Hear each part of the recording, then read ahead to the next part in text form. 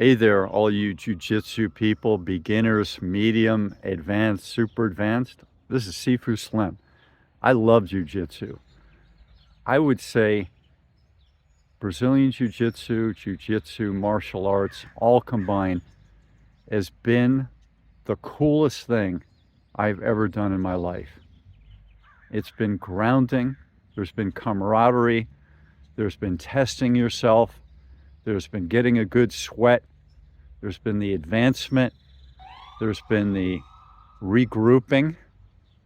There's been taking time away. There's been the love of coming back. Camaraderie, I'm going to say it again. Probably the number one thing that I enjoyed and still enjoy with the practice of martial arts. You do your practices on your own. You do some of your fitness training on your own. You live, you do all your things, and then you go in and you share with other people in that lovely martial art. So that's really cool stuff.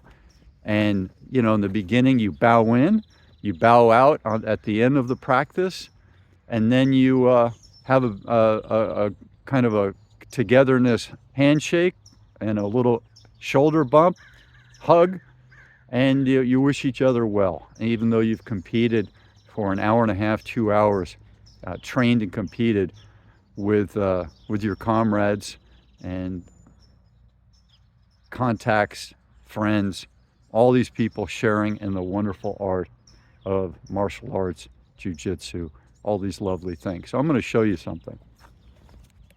Today's video is called Surviving Brazilian Jiu-Jitsu, Sambo Jiu-Jitsu.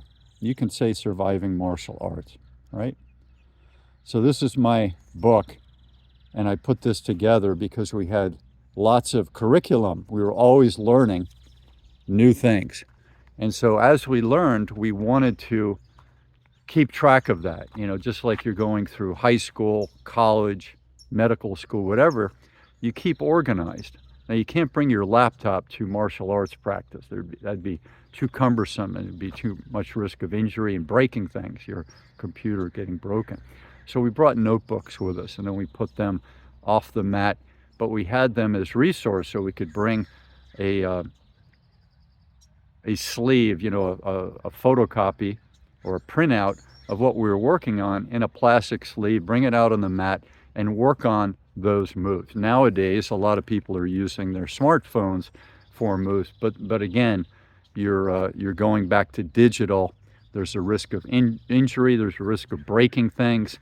And I think it slows the whole thing down if you're going back to your smartphone out on the mat. I think the paper inside the plastic sleeves is a nice way to go, unless you have a big screen and everybody is doing that same thing. I've seen the Gracie family work on, you know, the Gracie University, so people that live far away from a jiu-jitsu center, they can tap into that, and there are other programs as well to learn jiu-jitsu remotely, which, if that's all you have, that's a wonderful way to go. And you can learn a lot. You know, people learn golf on their own. I played golf with a guy who got to be an 8 handicap in less than 2 years, and he did it all on his own with books. And that was before YouTube existed. So pretty cool stuff. So today I want to talk to you about surviving martial arts, surviving jiu-jitsu. I've talked to lots of people, including Rickson Gracie, and he's a picture of Rickson and I on my LinkedIn page. So Rickson, unfortunately, in his 60s now, has compressed discs, which is painful, causes dysfunction, prohibits him from doing physical activities that he used to be a master in: surfing, swimming, running, jiu-jitsu, weight training, running up hills. Don't know if you ever played golf or tennis, horseback riding, all those things with a compressed disc. Can't do most of those things without suffering the consequence during the activity and après the activity. So unfortunate for him. What I learned at the same time as I watched the video of Rickson talking about his compressed discs is that heavy weight training, anytime you put lots of weight on your spine, shoulder, you know, carrying weight, things around your shoulder, carrying bags of corn and grain over your shoulder, you know, all of those things, weight training, squats, deadlifts, clean and jerk. All these things are putting pressure on your spine, downward pressure. Now, I'm not saying to avoid all those activities with heavy weights. No, I'm not saying that at all. What I'm saying is, my guess is that there be almost no one who's done heavy weight training, all those activities I just mentioned with putting lots of weight on their body, that gets to be 60 years of age and doesn't have some type of spine problem. It doesn't have that. Once you have a compressed disc, or once you have a spine that's dysfunctional, then you have restrictions with your nerves. You have restriction in blood flow, and then you have cellular damage. And that's a big problem. Then you stop feeding that area with impulses from your neurology. Your nervous system stops to fire, and you're getting less nutrients to that area. And they, for all intents and purposes, that area is dying or dead. And that's what you certainly don't want, right? So let's take a look at these grasses here. You have grasses here, areas that haven't been overused, and then you have an area that gets a lot of use, and it's alive to some organic matter, not as much organic matter as would be over here in the soil, because you have that whole microbiome of the plant and the composting of the plants, feeding the microorganisms and the worms and the worm casings. And then over here you just have dried out dirt, right? So less organic material. So you have more death here, more life there. So functionality. People talk about their fitness, and they talk about losing weight and getting ripped and looking better. That's one of the things. And then if you have a back problem, then you want back health and functionality. If you have an elbow problem, tennis elbow, carpal tunnel, all of these things, neck that's out of whack, you put the neck brace on, and then once that neck is ready to be reinvigorated, you're doing more massage, more physical therapy, more exercises. So all of those things are second or third tier reasons for people to get into fitness according to the studies that they've done. The first thing that people tend to want is they want to lose weight, get ripped, and get looking good. Okay, I can't argue with that. Those are things that people want. But what I'm saying is, if you look at the process of life and being in activities, what you want first is functionality. Okay, you got to have that. A hunting and gathering person, you go back to the 1800s and 1700s in this area, the Chumash Indians were here in Santa Barbara, and you had people who needed functionality. They had to climb these mountains, ascend these mountains or in the distance, go down to the ocean and fish, go to the rivers, and when the rivers are flowing, if they had fish, and you're fishing, and you're digging up grubs, you're digging up tubers, the root crops, you're growing things. You need that functionality to do all those things. It's the most important thing, to raise your family, to protect your family, to play with your kids, to have intimacy. All these things, you need functionality. Number one on the list is functionality. Number one on the list for brain health is functionality. You want your brain to work, okay? So for surviving jiu-jitsu and martial arts, the first thing you have to work on is being functionally fit. You have to be functionally fit.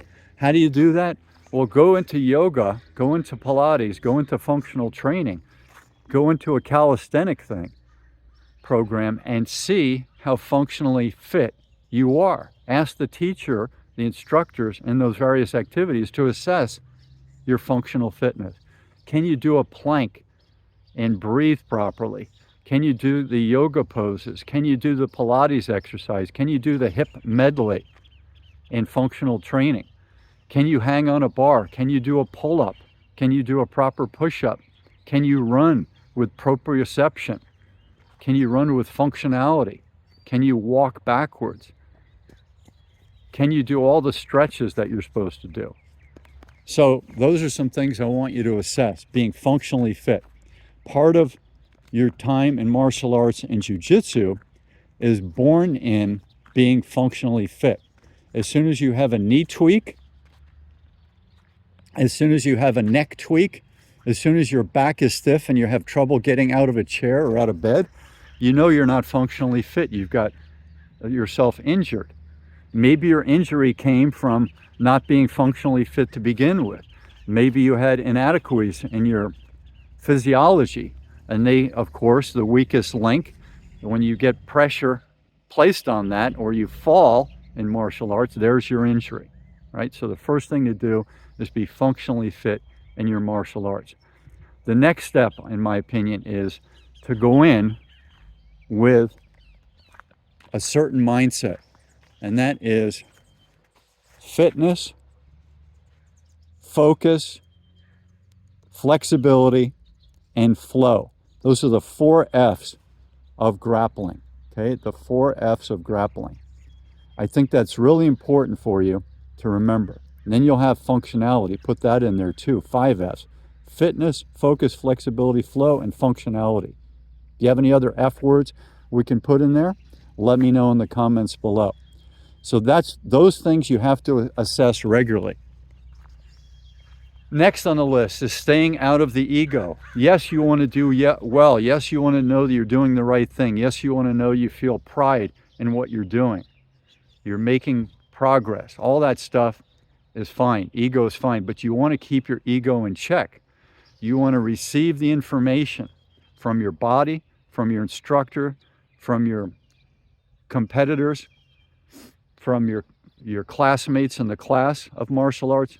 You want to keep all that stuff in check and not get your ego out of whack. I can do, you don't want to lead with, I can do more push-ups than the other person. I can throw better kicks than the other person.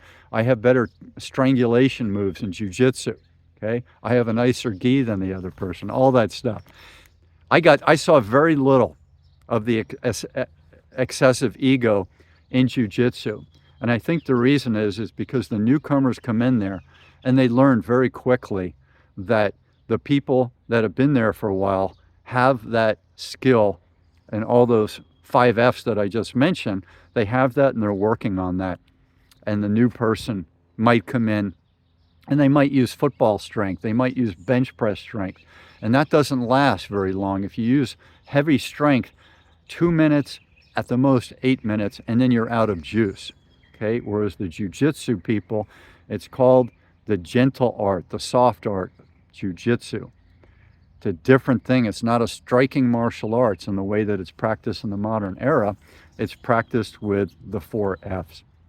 Okay, and you want that flow. You want the breathing. You want the relaxation. So if you combine yoga and martial arts, jiu-jitsu is one of the leading martial arts is where you would land. Okay, it's that connection, mind, body, and spirit.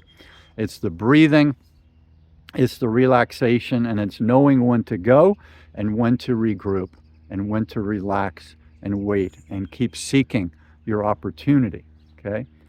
So those are some things I wanted to share about your survival in jiu-jitsu. Constantly assess those things, and then when you do have an injury that prohibits you from standing properly, from being pain-free, from walking properly, from sitting properly, then you have to take some time off. And then you have to get some therapy and do the therapeutic foam rolling, tennis ball rolling, dietary changes, herbal teas, massage, acupressure, shiatsu, exercises that are built for that particular problem that you currently have. Those are the things that you have to do. And I want you to assess that. I want you to learn from that and advance. My average amount of injuries in jiu-jitsu was 4 times. 4 times per year I would get injured. Okay, and I would have to assess. If something was painful and it wasn't healing, I took time off. And I think that's one of the reasons I've lasted over 20 years in Brazilian Jiu-Jitsu, because I took time off. And oftentimes I went in twice a week, whereas some of the people who went in 6 days a week, they were always in that inflammatory response. They were under recuperated. They had that inflammation going, and they had that part of their ego that said, yes, I want to put my time in. Yes, I want to keep advancing. Yes, I want to learn more. Yes, I want to stick up for this activity that I started, right? I want to keep it up. And I think commonly that they never healed. And when you never heal, your body knows that, and it's just going to keep building up in your unconscious mind this idea that says, you know what, I'm going to have to take this person out for his own good, for her own good. I'm going to have to take them out, so they step away and they heal, and they either leave the activity if it's a big problem like a compressed disc, or they completely heal, and then they come back in, and then they're more circumspect. They're better at assessing how they're doing that program, how they are taking part in the coaching experience, in the learning from others experience, in their warm-up, in their drills, in their sparring and rolling, and then in their stretch and cool down at the end. A lot of people don't do cool down and a good stretch at the end of their martial arts practice. They don't do it properly. They may do it, and then they might go back in and do another 30 minutes of rolling with someone else, and then at that final one, they just may lay down, and then they take off their outfits and they let that sweat go. They take a shower and walk home. They don't do, a thing that would like open them up in a stretch, let their neck recuperate, do some rubbing on the back of their neck, get that healing and that rejuvenation process going. A lot of that can be overlooked if you're thinking about going hard, and then you're so exhausted you don't do the rest of the program. So those are some of my tips for surviving martial arts, surviving jiu-jitsu. I'm Sifu Slim at sifuslim.com. Love martial arts, love jiu-jitsu, done a variety of martial arts, Jeet Kune Do, Taekwondo, Kali Eskrima, wrestling, boxing, done lots of different combat type things in martial arts, done lots of yoga, done lots of functional training. I pioneered something that's called Yoga P, which is yoga mixed with Pilates, mixed with functional training, mixed with calisthenics, mixed with Bruce Lee, and mixed with some Michael Jackson dancing and connection moves. So we'll take a look at Yoga P under my YouTube channel, and you'll see some information about that. I'm available for coaching, young people, middle-aged, old people of all ages, groups, webinars. Tap in on a Zoom call to what you folks are doing, and I hope to bring some wellness in mind, body, and spirit to your organization and to you. Aloha, Sifu Slim. Please like and subscribe, and we'll talk to you the next time. Aloha.